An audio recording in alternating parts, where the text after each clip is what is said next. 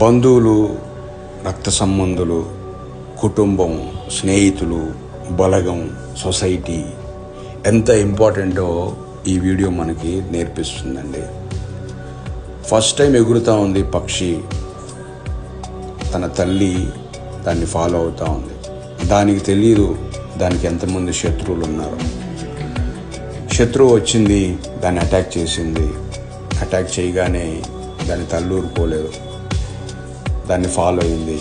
ఇది చూసిన దానికి సంబంధించిన బలగం అంతా లేచింది. చూడండి, అందరూ ఫ్రెండ్స్, బంధువులు అందరు లేచి దాన్ని అటాక్ చేస్తూ ఉన్నాయి. దానికి వేరే ఆప్షన్ లేక దాన్ని వదిలేసి వెళ్ళిపోయింది. చూడండి, ఒంటరిగా ఉంటే ఎంత ప్రాబ్లం అయ్యేదో.